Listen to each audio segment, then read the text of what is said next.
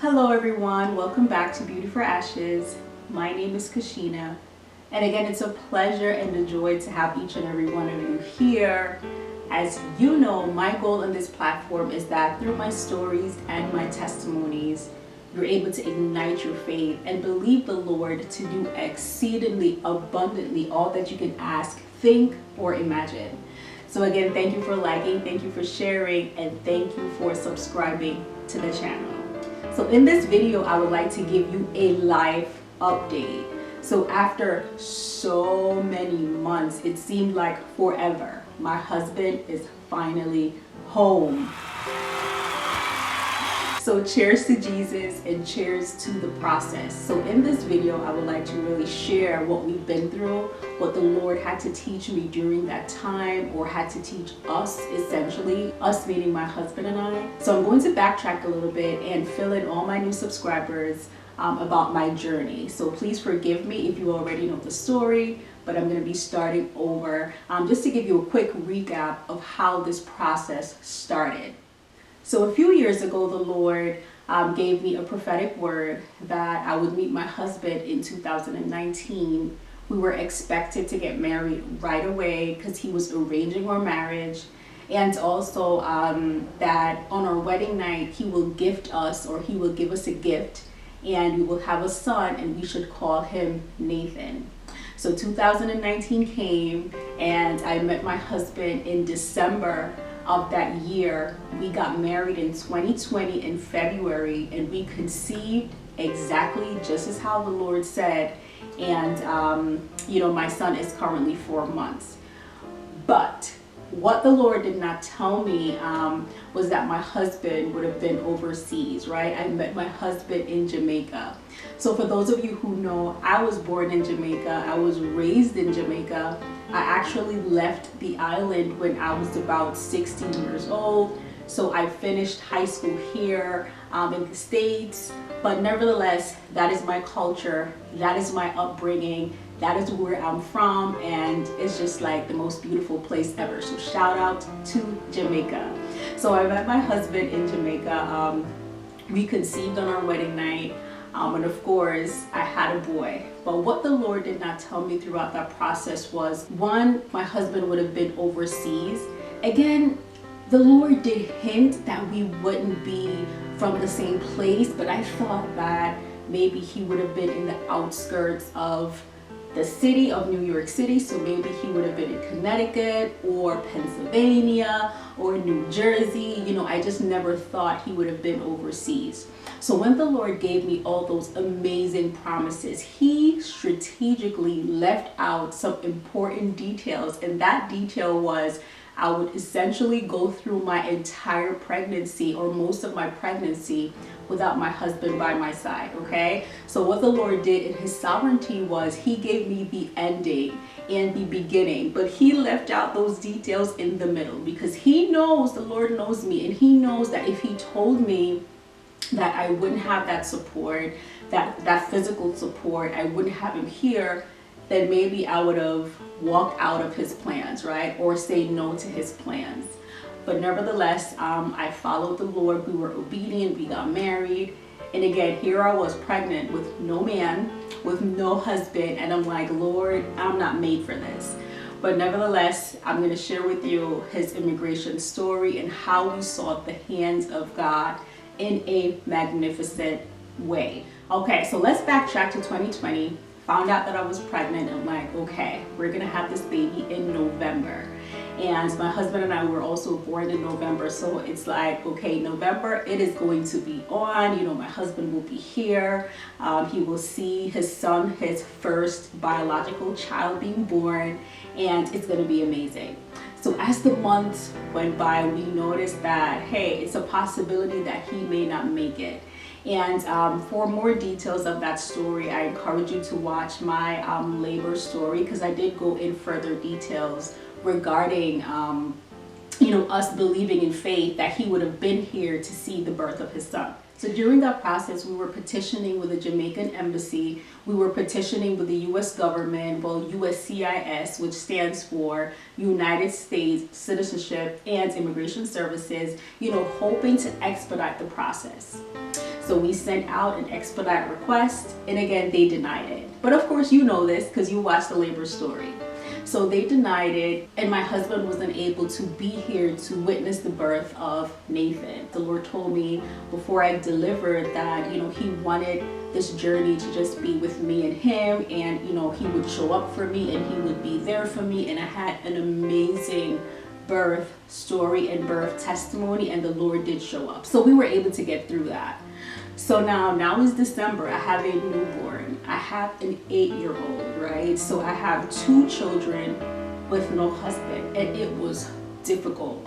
So this time now, this is where my faith had to speak for itself. This is where the Lord really tested my faith.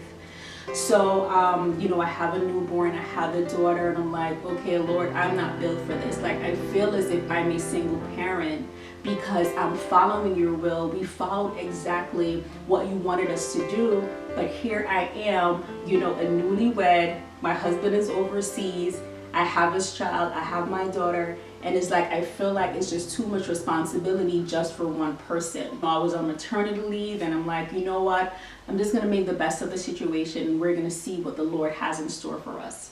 So I was scheduled to return to work in March, in the beginning of March. So in my head, and I'm like, you know what? Maybe the Lord has the plan for my husband to come right when I'm getting ready to go back to work, so the baby will not be in daycare. So that was my initial hope. So that was what really kept me encouraged during that time, that it's a possibility that this whole immigration process will conclude when I'm there to go back to work. So that was my plan. And again, I used that just to ignite my faith, just to stay grounded in the Lord and in his promises. So let's fast forward to January, and there is no sight. When I say no sight, that my husband would be here by March. So I'm like, okay, God, I'm not built for this. Like, at this point, I'm praying and I'm like, Lord, this is not my thing. And I'm like, I am a full-blown single parent right now, and I'm like, I cannot deal with this. Like, what is your plan? Like, and I really embrace the scripture that says, come and let us reason together, because I was just really in the presence of God trying to figure out what is his plans for our life. Because here I was again, newlywed, no husband, I have my baby, I have my daughter, I have no help. I mean, I did get a little bit of help from my family, but I live alone. And it's like, God, this is just too much for me.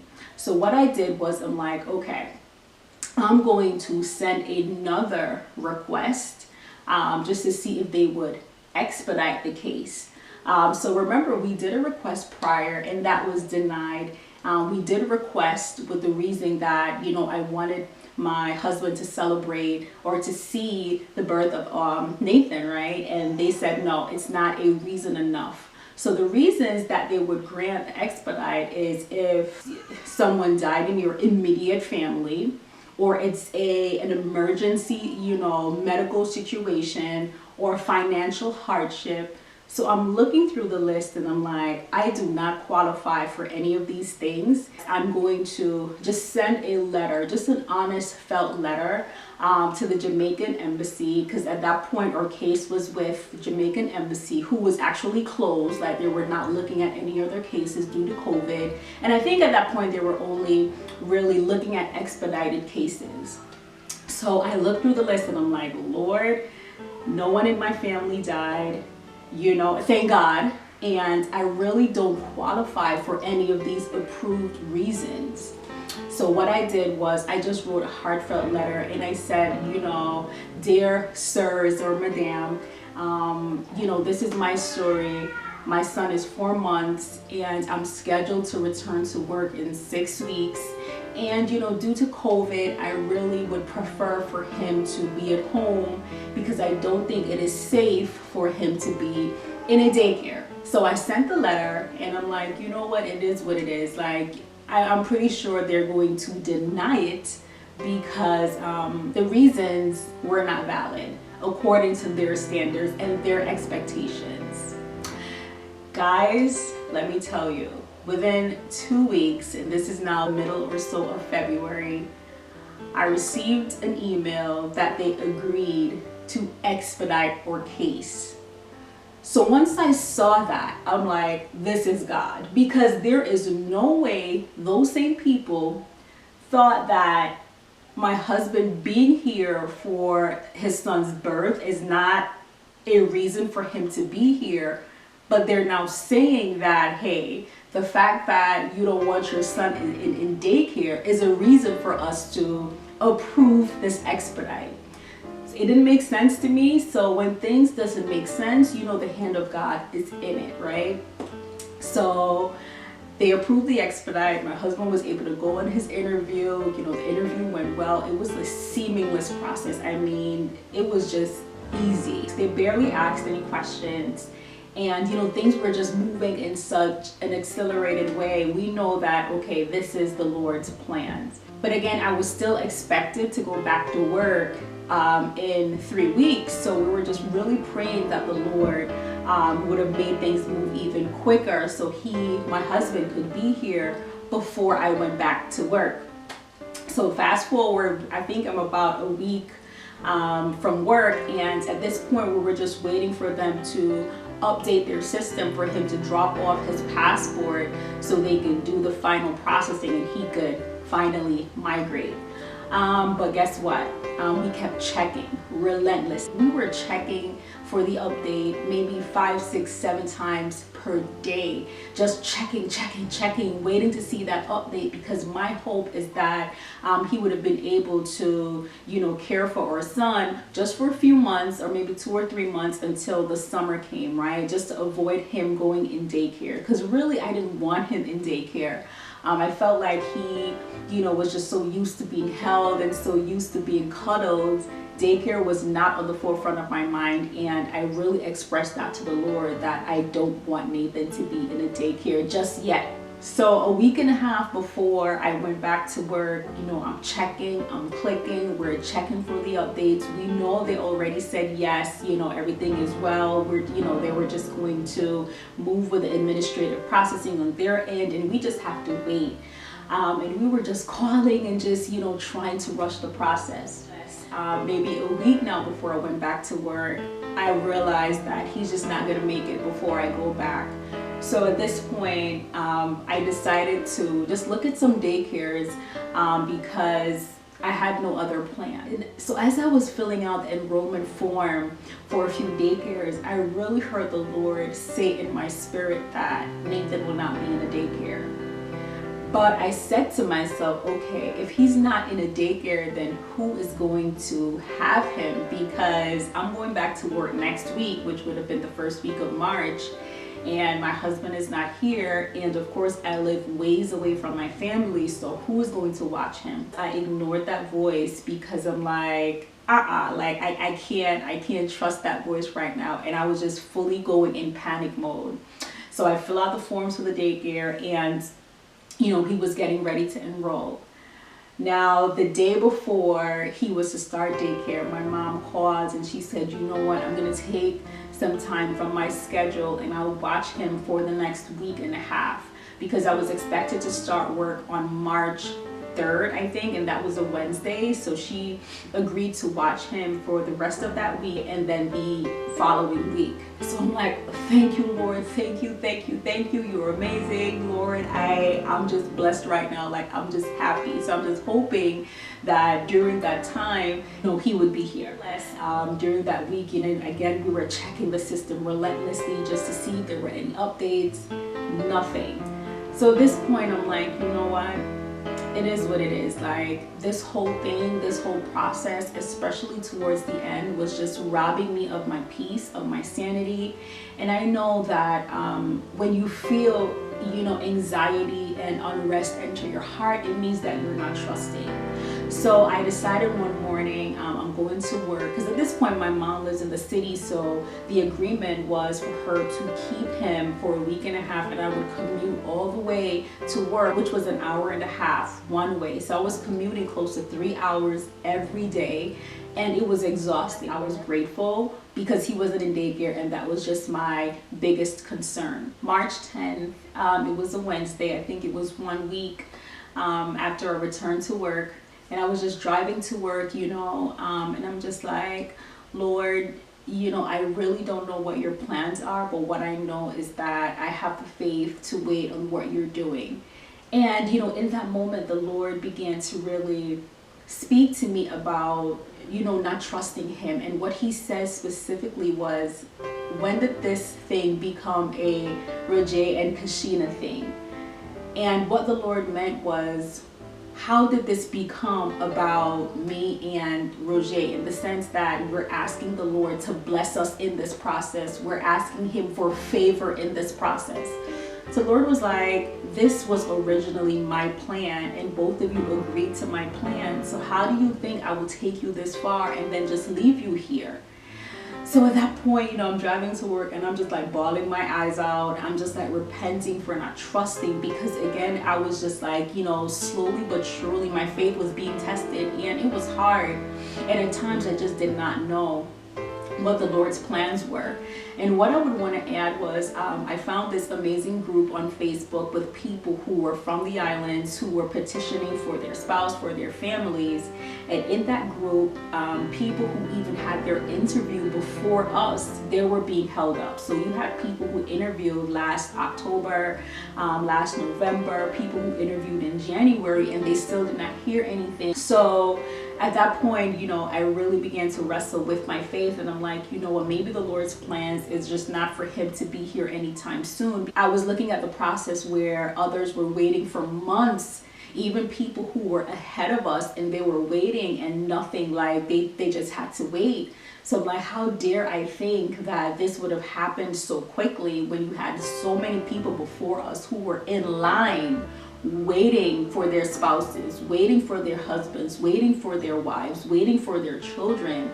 And we literally just did our interview a few weeks ago, and maybe 2 or so weeks ago, and we're expecting a breakthrough.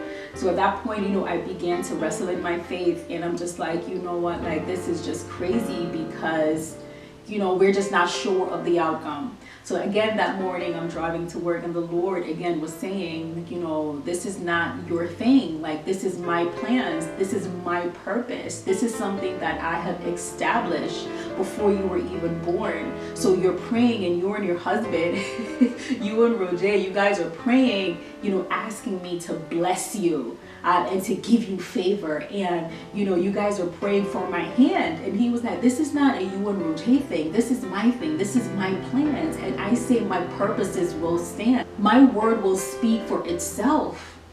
So at that point, again, I started to repent in my heart, and I'm like, what, Lord, I'm just so sorry, that I questioned the process that you had us go through. And I'm like, if it's in your plans for him not even to come for the next year, we'll be okay. I know I am anchored in my faith, and I'm just going to trust whatever it is that you have, in store for us. So after that, I felt in my heart that the Lord said that he has released us, or he has released him to me. I didn't know what that meant, but what I did was I just began praising God, and I'm like, I don't know when the timing is, but nevertheless, I'm just going to praise you throughout the journey. And just know that your plans are good. Despite how we feel, your plans are always good, and your plans are to prosper us and to give us hope and to give us a future. So whatever it is that looks like, I'm just going to believe in your plan. Guys, I tell you, I got to work. Literally, this was, Wednesday, March 10th. I got to work, and I'm like, what? I'm just going to tell my mom thanks, and I'm going to have Nathan in daycare the following week and just start him off. Because I don't know when my husband is coming, and I'm not going to stress about this process anymore. It is what it is. I went to work, and remember I told you that I was obsessively checking the update to see if we had any breakthrough in that area. So that specific morning when the Lord, spoke to my heart, and he was saying, when did this become, both of you, thing? Like, you're asking me to bless you as if this wasn't my idea. Like, you guys are just participants in my plan, but this was already my plan. Like, I've already established this plan for you. So I went to work, and when I checked the update, I saw that it was issued. Like, the process was complete, and they're saying that it's time to pick up your passport and it's time for you to fly out. So that same morning that the Lord spoke to my heart that you of little faith, you don't trust me, and you think that I will take you this far and I will just leave you high and dry here, and you don't know my heart for you, and you don't know how much I love you, and you don't know how much I have good things for you, or how much I want to bless you and bless your children, but you think that I would do a miraculous thing and then just leave you here. Like, you don't know my character. As much as you speak of me, you're still wrestling with my goodness. And the Lord really, he came down. So guys, I would just like to encourage you, whatever it is that you're believing the Lord for, whatever promises that he has spoken over your life, just know that this is his plan, this is his perfect will for you, and he will make sure that his plans will come forth in your life. He will make sure that the promises that he gave you will be manifested in your life, and your goal and your the only thing that you can do is to have faith and to anchor your faith throughout the process. So again, the Lord did not tell me the bits and small details. The ending was just so miraculous, and we were just able to see the provision of God and the hands of God, and now my family is finally together, and it's just been a blessing, and we're just praising the Lord for what he has done. So that official journey, or that official chapter, is closed, it is done, it is finished, and I'm just so excited to see what the Lord has next in store for us. So I'm just hoping that my husband will be able to get on the channel with me whenever he is settled in, and we can really open up a little bit more about our experiences. But again, guys, thank you so much for rocking out with me. Thank you so much to all the new subscribers who have decided to take this journey with me. I'm just so happy that I'm able to share my experiences to uplift you and to build your faith. So again, guys, thank you so much for watching Beauty for Ashes. My name is Kashina, and I will see you guys in my next video.